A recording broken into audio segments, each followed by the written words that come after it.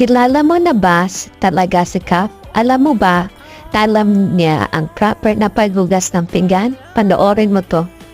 Paano niya malalaman kapag malinis na yung pinggan niya? Kapag ganyan.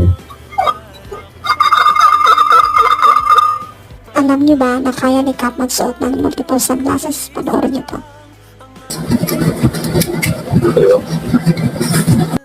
Alam niyo ba na kaya niya maglaba na phone lang ang gamit? Panoorin niyo to. Ovi, labada ka.